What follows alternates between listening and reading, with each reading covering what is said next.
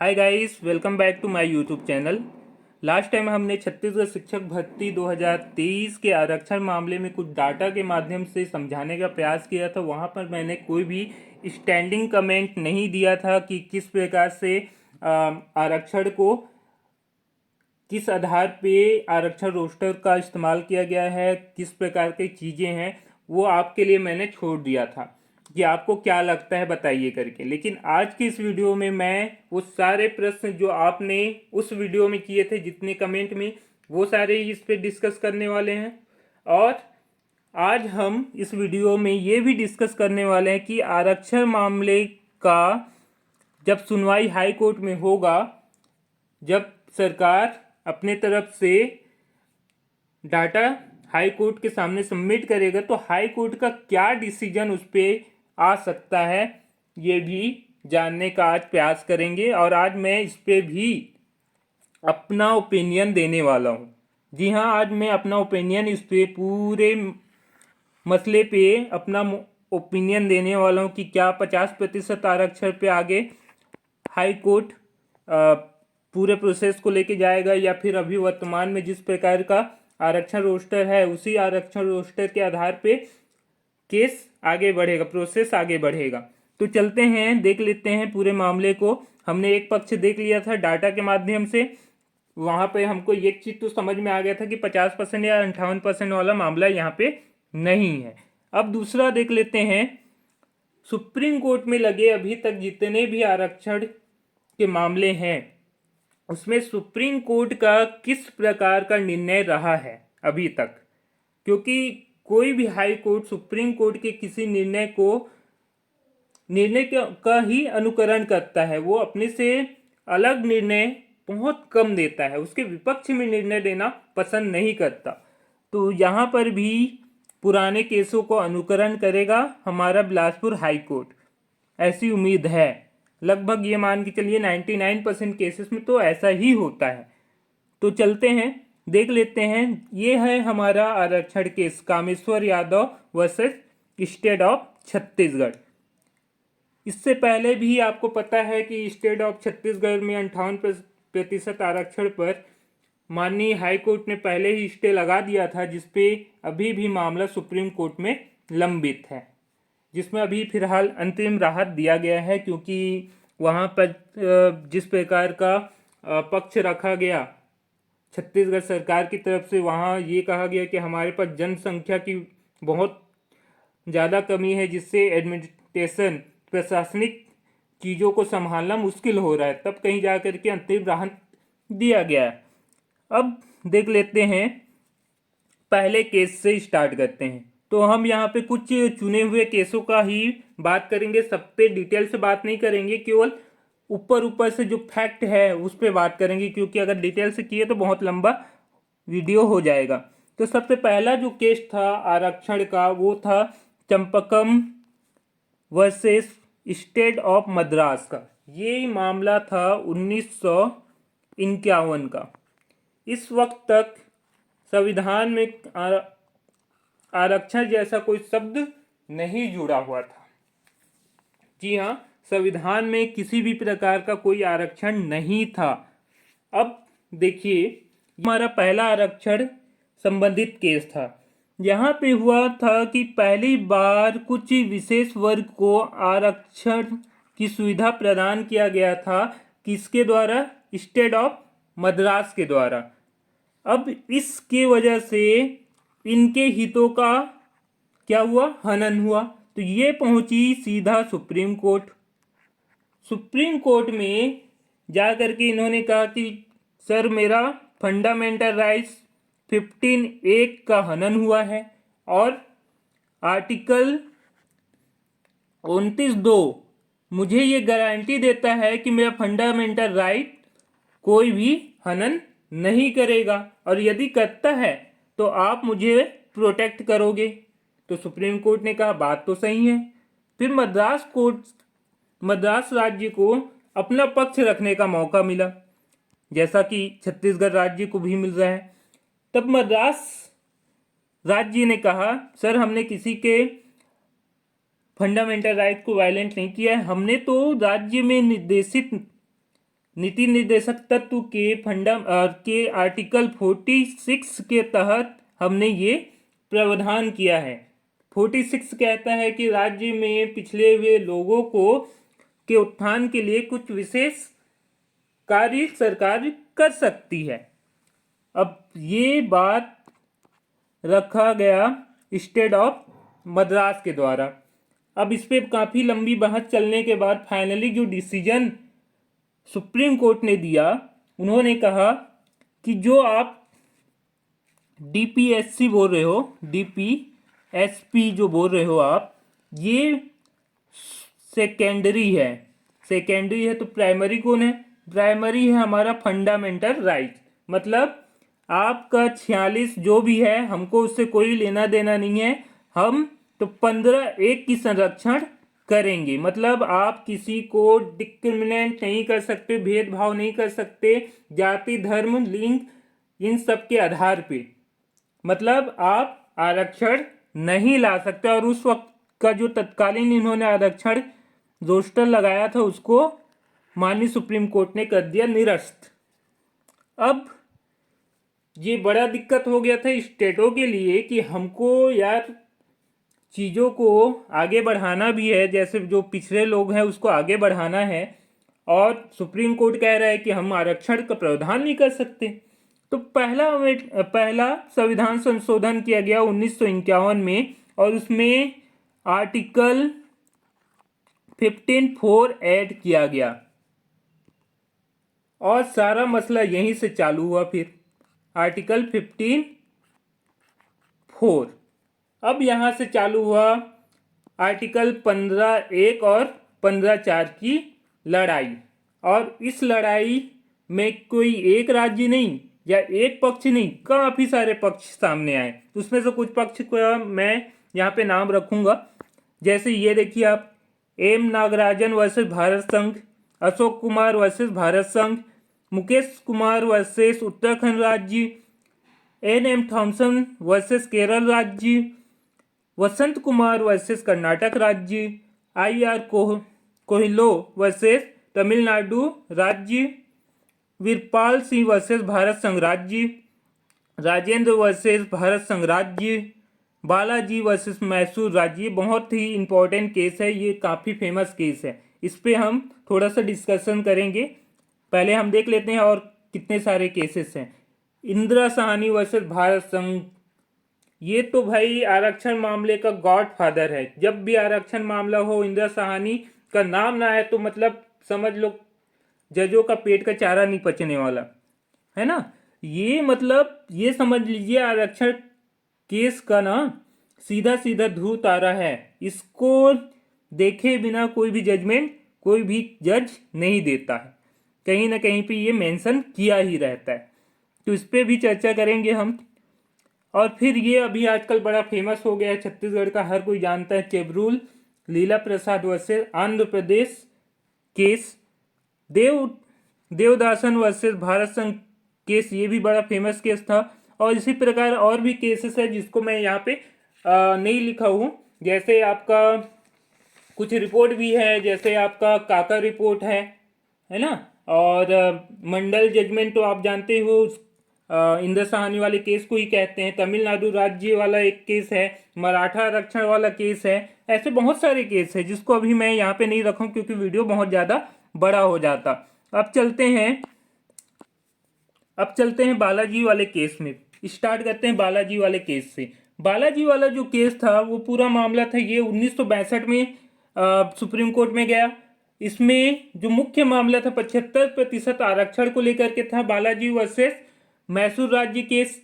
और इसमें जो आर्टिकल जिनका हवाला दिया गया था वो था 15(4) वर्सेस 15(4) और 15(1) था, और एक था 16(1) और 16(4), 16(1) वर्सेस 16(4) और 15(4) वर्सेस 15(1). 15(1) का तो हमने देख ही लिया था, फंडामेंटल राइट्स को था। और ये भी आपका क्या है, फंडामेंटल राइट्स है, जहाँ पे आप नियुक्ति की बात करता है। एक बोलता है कि जाति, धर्म और बाकी चीज़ों के आधार पे आप किसी का भेदभाव नहीं कर सकते, जबकि 4 आरक्षण का प्रावधान करता है। जैसे यहाँ पे हमने किया था शिक्षा में कि हाँ ठीक है, वो जो एक का वायलेंट नहीं है। अगर कोई राज्य थोड़ा बहुत पिछले लोगों को अगर ऊपर उठा रहा है तो ठीक है, वो कहीं पे इसका वायलेंस नहीं है। ये 1951 में प्रथम संविधान संशोधन से लागू किया गया था। इसके बारे में भी थोड़ा सा देखेंगे बाद में। अभी फिलहाल इस केस पे फोकस करते हैं। तो ये दो मामला था 75% आरक्षण का, और इसके लिए आधार बनाया गया 15/4 और 16/4 को, जिसपे माननीय सुप्रीम कोर्ट का जो जजमेंट आया उसका कहना था भैया आप आरक्षण कैसे भी करो, लेकिन आरक्षण की जो मैक्सिमम सीमा है वो कितना होना चाहिए, 50%। तब तक ये वैलिड है। अगर इससे ज़्यादा करोगे तो हम इसे इनवैलिड कर देंगे। और इससे पहले के भी जितने भी डिसीजन थे, जितने भी केस थे, उस पर जो डिसीजन आया था माननीय सुप्रीम कोर्ट का, उन्होंने क्लियरली कह दिया था कि भाई मैक्सिमम लिमिट 50 हो सकता है, इससे ज़्यादा नहीं होगा। इसी प्रकार चलते हैं अब अगले आरक्षण मामले पे, जो मोस्ट फेमस आरक्षण मामला है इंदिरा साहनी वर्सेस भारत संघ। इसमें तो काफी विवाद भी हुआ था इस टाइम पे, है ना। ये काफी विवादित मामला था उस टाइम का, बहुत ज्वलंत मुद्दा था। पूरा लगभग भारत इससे प्रभावित हुआ था, और जजों की टीम ने इस पे फैसला सुनाया था, इसलिए इसे मंडल जजमेंट भी कहते हैं, क्योंकि ये मंडल आयोग के बाद आया था, है ना।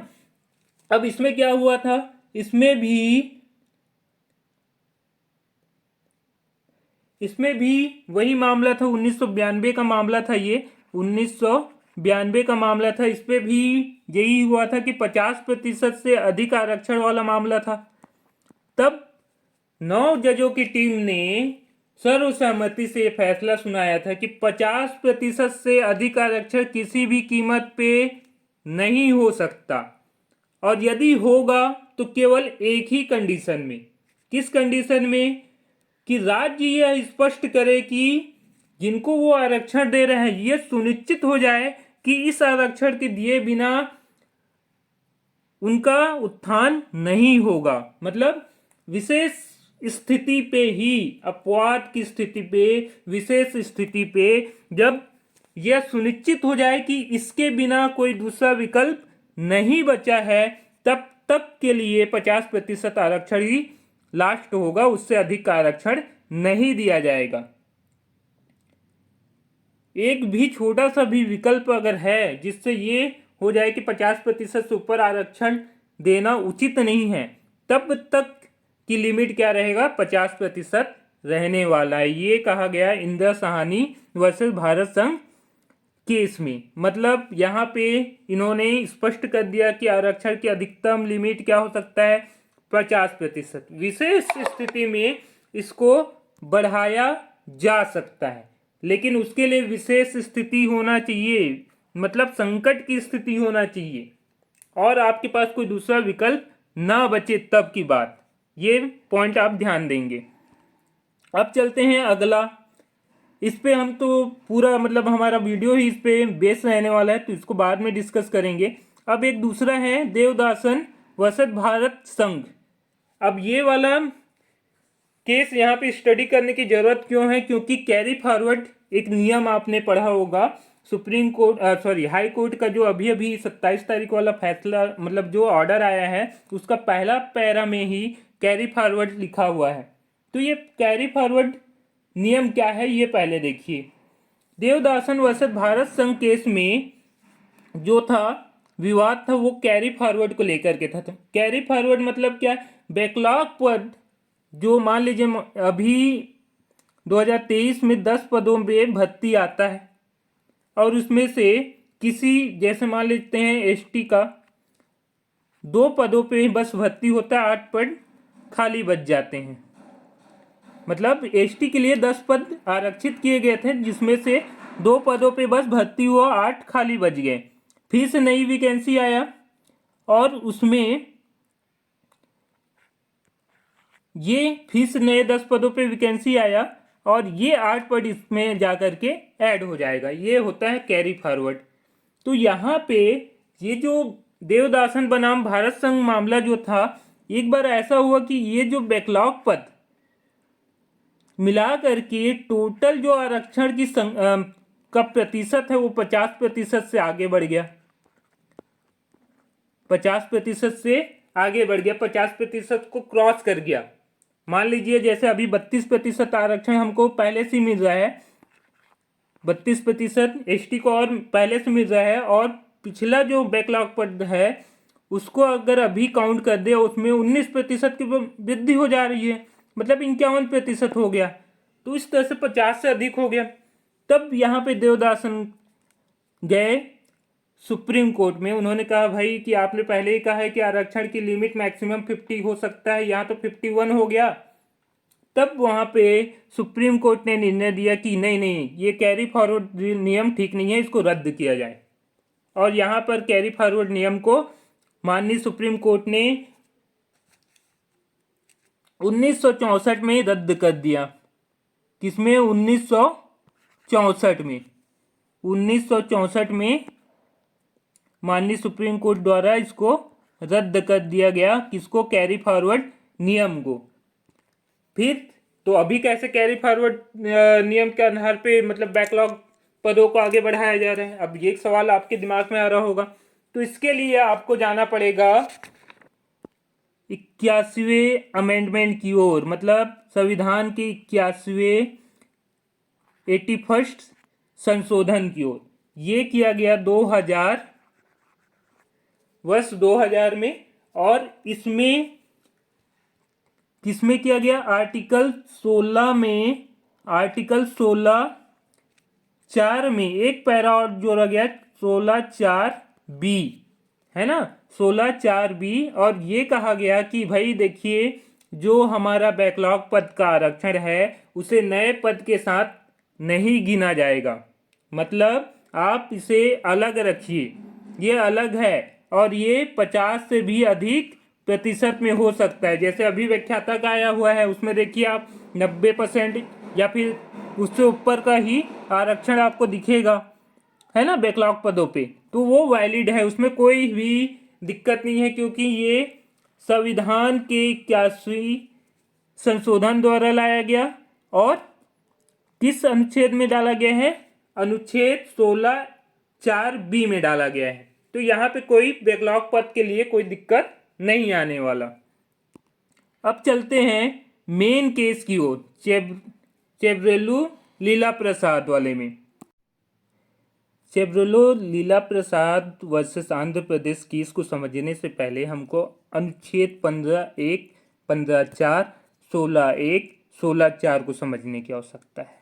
तो चलते हैं, सबसे पहले स्टार्ट करते हैं 15(1) और 15(4) से। तो 15(1) कहता है कि धर्म, नस्ल, जाति, लिंग या जन्म के आधार पर आप किसी भी व्यक्ति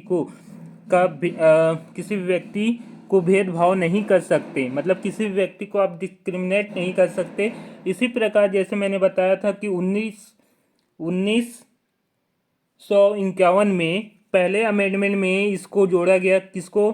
15(4) को जोड़ा गया। और 15(4) में क्या कहा गया कि अनुच्छेद 15 या अनुच्छेद 29(2) में कुछ भी राज्य को सामाजिक और शैक्षणिक रूप से पिछड़े नागरिकों के वर्गों या ST/SC के लिए विशेष प्रावधान बनाने से नहीं रोक पाता है। मतलब यहाँ पे कहीं ना कहीं अनुच्छेद 15(1) के पावर को कम करने का प्रयास किया गया, और ये एक फ्रीडम दिया गया राज्य को कि आप अब कुछ स्पेशल प्रावधान कर सकते हैं। किनके लिए? वो लोग जो सामाजिक और शैक्षणिक रूप से पिछड़े हुए नागरिक हैं, ST हैं या फिर इन क्राइटेरिया में आते हैं, उनके लिए स्पेशल प्रावधान कर सकते हैं। ये इस प्रकार से यहाँ पे रखा गया। इसी प्रकार 16 का अगर देखें तो 16 में देखिए आप, राज्य के अधीन किसी भी पद नियोजन पे बात कर रहे हैं कि आप इस पे किसी भी प्रकार से नियुक्ति से संबंधित विषयों में संबंधित नागरिकों के लिए अवसर की समता, मतलब यहाँ पर भी वही है कि आप लिंग, जाति, धर्म के आधार पर आप यहाँ पर भेदभाव नहीं कर सकते। किसमें? नियुक्ति की समता पे, मतलब आप नियोजन में आप किसी भी प्रकार का भेदभाव नहीं कर सकते। लेकिन यहीं पे 16(4) क्या कहता है, ये देखिए आप। 16(4) कहता है कि इस अनुच्छेद की कोई बात राज्य के पिछड़े हुए नागरिकों को के किसी वर्ग के पक्ष में जिनका प्रतिनिधित्व राज्य की राय में राज्य के अधीन सेवाओं में पर्याप्त नहीं है, नियुक्तियों या पदों के आरक्षण के लिए प्रावधान बंद करने से निर्वारित नहीं करेगी। मतलब 16(4) ये कहता है कि भाई आप आरक्षण कर सकते हैं, और आरक्षण अगर करते हैं तो किसी की क्षमताओं पे प्रभाव नहीं पड़ेगा, राज्य को ये अधिकार देता है। अब यहाँ तक तो समझ में आ गया होगा आपको 15(1) और 15(4), 16(1) और 16(4). अब चलते हैं कामेश्वर यादव वर्सेस छत्तीसगढ़ शासन केस में। इसका जो मेन केस अभी बनाया गया है, जिसको आधार बनाया गया है, वो है चेब्रोलू लीला प्रसाद वर्सेस आंध्र प्रदेश राज्य। अब इसी केस को आधार क्यों बनाया गया? सहानी वाले केस को भी तो आधार बनाया जा सकता था, फिर यही क्यों? तो उसके पीछे का 2 कारण है, जिसपे आप लोग कल कमेंट में भी काफ़ी चर्चा हो रहा था। तो पहला कारण है अनुसूची 5, और दूसरा कारण है अनुसूची 5 एक बड़ा कारण यहाँ पे रहने वाला है। आपको जैसे पता है कि छत्तीसगढ़ क्या आता है, अनुसूची 5 में आता है, और आंध्र प्रदेश भी आपको मैं बता दूँ अनुसूची 5 में आता है। अब पूरा मामला एक बार थोड़ा सा देख लो आप, इन दोनों के बीच का क्या मामला था, चेब्रोलू वर्सेस आंध्र प्रदेश का मामला देखिए आप। राज्य में अनुसूचित क्षेत्रों के स्कूलों में शिक्षकों के पदों के लिए अनुसूचित जनजाति के उम्मीदवारों को 100% आरक्षण प्रदान करती है। आंध्र प्रदेश के मामले को भारत के सर्वोच्च न्यायालय के समक्ष चुनौती दी गई थी। ये पूरा मामला था। इसमें भी देखिए शिक्षक वाला ही बात है, यहाँ पर भी छत्तीसगढ़ में भी शिक्षक वाला ही केस है ना। वहाँ पर भी अनुसूचित जाति ही था, यहाँ पर भी अनुसूचित जाति के आरक्षण पर ही केस लगाया गया। तो वहाँ पे 100% था, यहाँ पे तो अभी फिलहाल 60 से 70 दिख रहा है। अभी देखेंगे कि जिस प्रकार से गवर्नमेंट डाटा पेश करेगा तो कितना % है एक्यूरेट पता चलेगा, है ना। अभी फिलहाल मोटा मोटा 60 के आसपास मान के चलिए, तो कहीं ना कहीं 50 से तो ऊपर ही है। अब सेम मामला है, आपको मैं बता दूं, अनुसूचित क्षेत्र में विशेष आरक्षण करने का प्रावधान देता है अनुसूची 5।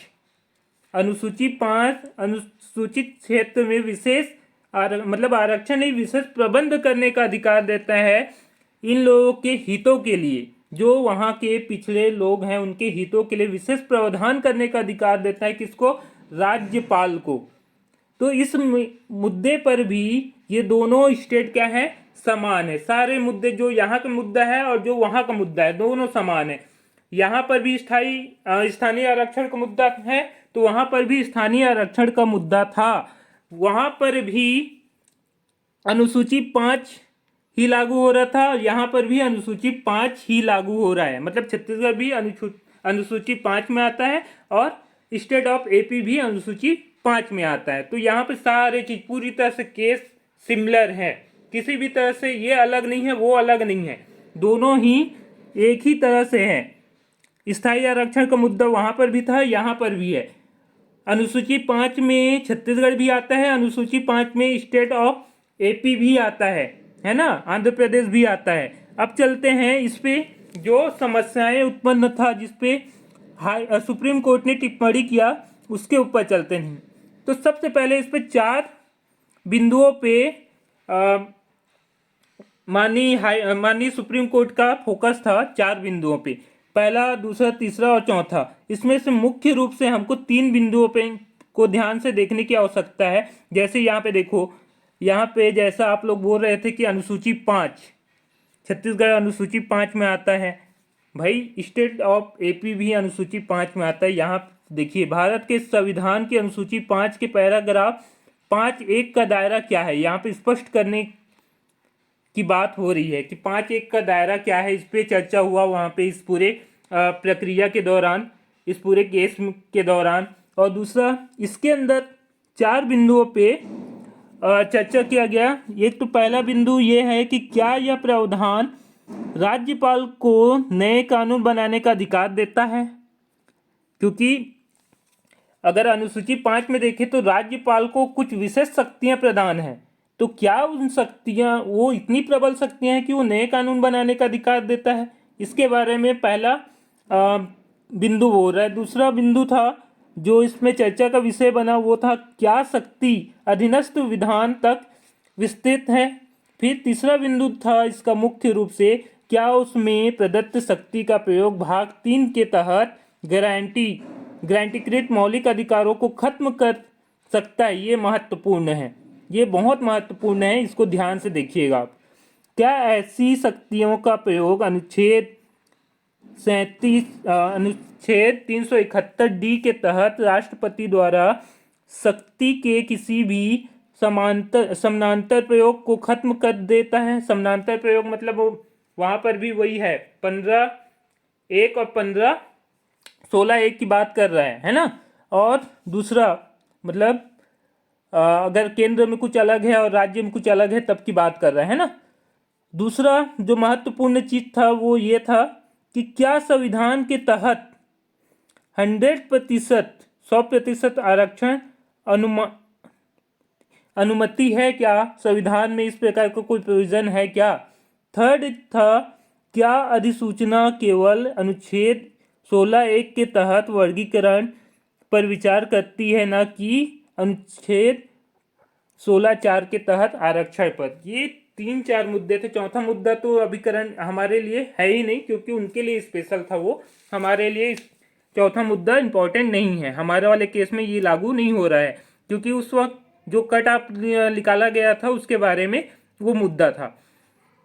अब यहाँ पे जो कट ऑफ निकाला गया, यहाँ तो कट ऑफ वाला कोई मुद्दा ही नहीं। तो ये 3 मुद्दे महत्वपूर्ण हैं जिसपे माननीय सुप्रीम कोर्ट का पूरा ध्यान आकर्षित था इस पूरे मामले में। अब इस पे माननीय सुप्रीम कोर्ट ने क्या कहा ये भी देख लीजिए आप।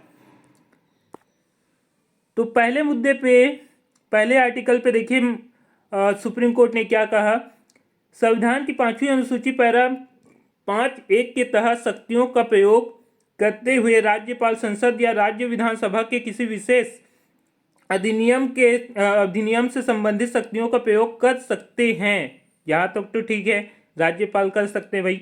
राज्यपाल यह निर्देश दे सकते हैं कि ऐसा कानून अनुसूचित क्षेत्रों या, यहाँ पे देखिए, ऐसा कानून अनुसूचित क्षेत्रों या उसके किसी भी हिस्से पर लागू नहीं होगा। मतलब राज्यपाल ये कर सकता है कि हाँ भाई कि एक जनरल कानून यहाँ पर लागू ना हो, एक विशेष कानून बना सकते हैं हम। फिर उसके बाद ये बोल रहा है कि राज्यपाल को ऐसे कानून को राज्य के अनुसूचित क्षेत्र या उसके किसी भी हिस्से में ऐसे अपवादों, अब ये ध्यान से देखिए, ऐसे अपवादों और संशोधनों के अधीन लागू करने का अधिकार है जो कि वह अधिसूचना में निर्दिष्ट कर सकता है और पूर्वव्यापक प्रभाव से एक अधिसूचना भी जारी कर सकता है। मतलब यहाँ पर ये गोलमोल, मतलब एक संतुलित जवाब देने का प्रयास किया गया कि यहाँ पे राज्यपाल के पास शक्तियाँ भी हैं, लेकिन वो उन शक्तियों का अधिकार, मतलब वो भी कर सकता है, लेकिन कुछ अपवादों तक और संशोधनों तक। मतलब एक बैलेंस जवाब देने का, निष्कर्ष निकालने का प्रयास किया गया है। फिर उसके बाद देखिए जो इसका क में पूछा गया था कि क्या यह प्रावधान राज्यपाल को नए कानून बनाने का अधिकार देता है क्या, इसके बारे में। तो संविधान की 5वीं अनुसूची पैरा 5(1) के तहत राज्यपाल को यह निर्देश देने का अधिकार है कि संसद या राज्य विधानसभा का कोई विशेष अधिनियम अनुसूचित क्षेत्र पर लागू नहीं होगा। ये देखिए यहाँ तक लागू नहीं होगा, या अपवादों और संशोधनों के साथ लागू नहीं होगा। यहाँ तक ठीक है कि आप लागू नहीं करेंगे, मतलब राज्यपाल इस पे वो ले सकता है। फिर उसके बाद इन्होंने क्या कहा, राज्यपाल संसद या राज्य विधानमंडल के अधिनियम में संशोधन के मापदंडों के अंतर्गत प्रावधान कर सकते हैं। ये देखो, ये महत्वपूर्ण चीज है, संशोधन और संशोधन के मापदंडों के अंतर्गत प्रावधान कर सकते हैं। यहाँ पे उनका यहाँ तक तो हाथ खोला और यहाँ पे आकर के हाथ बंद कर दिया उनका, मतलब कनेक्शन दे करके फ्यूज निकाल दिया गया भाई। नए कानून विनिमयन बनाने की शक्ति संविधान की 5वीं अनुसूची की पैरा 5(2) में उल्लेखित उद्देश्य के लिए प्रदान की गई है, न कि भारत के संविधान की 5वीं अनुसूची के पैरा 1 के लिए के तहत, है ना। तो यहाँ पे ये भी बता दिए कि अनुच्छेद के पैरा 5(1) में ऐसा कोई प्रावधान नहीं है, ये कहाँ पे है, 5(2) में प्रावधान है। अब चलते हैं अगले प्रश्न की ओर हमारा। यहाँ पे देखिए, क्या शक्ति अधीनस्थ विधान तक विस्तृत है, ये यहाँ पे पूछा गया है। तो उस पर सुप्रीम कोर्ट ने अपना विचार प्रकट किया कि संविधान की 5वीं अनुसूची के पैरा 5(1) के तहत राज्यपाल की शक्ति अधीनस्थ कानून तक विस्तृत नहीं है। ये लो, यहाँ पर बोल दिया भाई कि अधीनस्थ कानून तक विस्तृत नहीं है, फिर से राज्यपाल के अगेन चला गया। यह संसद या राज्य विधायिका द्वारा संप्रभु कार्य वे अधिनियमित एक अधिनियम के संबंध में है जिसे निपटा जा सकता है। निपटा जा सकता है मतलब ये चैलेंजेबल है ना। ये अपने आप में संप्रभु नहीं रखता है पूरी तरह से कि हम ही हम हैं, हमारे सिवा कुछ नहीं है, ऐसा टाइप का। तो यहाँ पर इन्होंने इस कानून को जो विशेष प्रावधान करता है अनुसूचित क्षेत्र की ओर, उस पे उसका जो पावर है उसको कम करने का प्रयास किया गया है। अब देखिए चौथे पैरे को, क्या उसमें प्रदत्त शक्ति का प्रयोग भाग 3 के तहत गारंटीकृत मौलिक अधिकारों को खत्म कर सकता है। अब ये इसको ध्यान से देखिए, क्योंकि पूरा जितना भी तामझाम हो रहा है मौलिक अधिकार के चक्कर में हो रहा है। 15(1) और 16(1) दोनों ही मौलिक अधिकार में आते हैं। तो उस पर क्या कहा गया, संविधान की 5वीं अनुसूची के पैरा 5(1) के तहत राज्यपाल की शक्ति कुछ प्रतिबंधों के अधीन है। मतलब कुछ प्रतिबंध हैं उनकी शक्तियों में, पूरी तरह से वो फ्री नहीं है, उसकी शक्तियां प्रतिबंधित हैं कुछ हद तक, जिनका कानून बनाते समय संसद या राज्य की विधायिका द्वारा पालन किया जाना चाहिए। और भाग 3 के तहत गारंटीकृत मौलिक अधिकारों को खत्म नहीं किया जा सकता है। अब यहाँ पे सीधा सीधा ये बोल दिया गया भाई कि तुम कानून तो बना सकते हो, लेकिन मौलिक अधिकार किसी भी कीमत में खत्म नहीं होना चाहिए। बाकी तुम बना लो, कोई दिक्कत नहीं, हमें मौलिक अधिकार आप खत्म नहीं कर सकते, इतना पावर राज्यपाल के पास नहीं है, भले वो अनुसूचित क्षेत्र क्यों ना हो। यहां तक ये समझ में आता है। अब चलते हैं चौथे में, चौथा भी देख लो।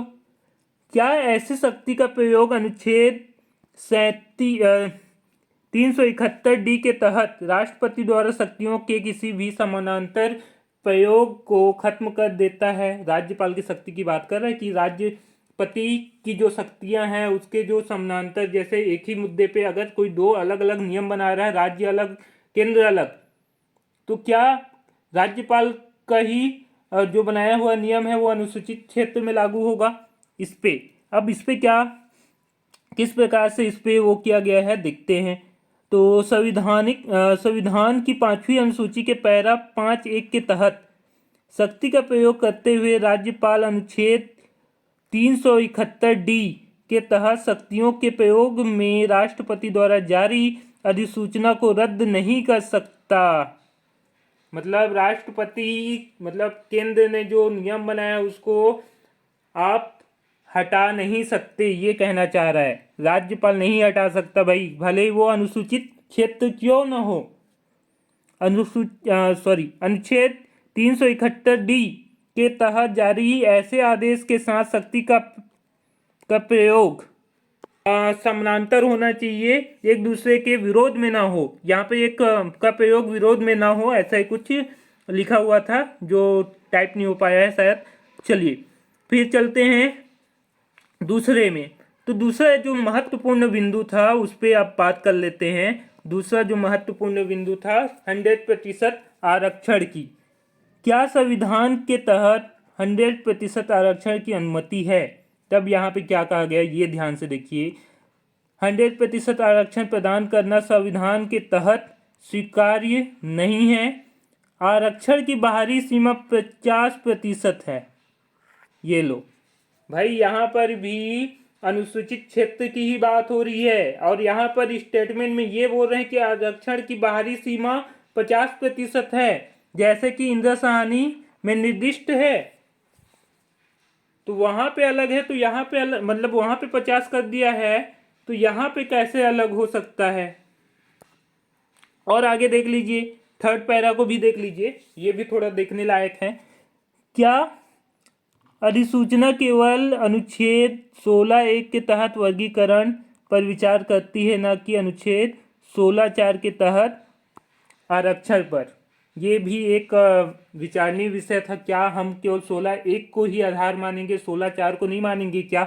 तो उस पर भी बहुत चर्चा होने के बाद ये एक निष्कर्ष पे पहुंचे कि प्रश्नगत अधिसूचना को अनुच्छेद 16(1) के तहत किया गए वर्गीकरण के रूप में नहीं माना जा सकता। मतलब इन्होंने जो किया है, केस लगाया, उसे 16(1) के तहत नहीं माना जा सकता। एक बार अनुच्छेद 16(4) के तहत अनुसूचित जनजातियों को आरक्षण प्रदान कर दिए जाने के बाद अनुच्छेद 16(1) के तहत ऐसी किसी शक्ति का प्रयोग नहीं किया जा सकता है। अधिसूचना भारत के संविधान के अनुच्छेद 14 और 16 का उल्लंघन है।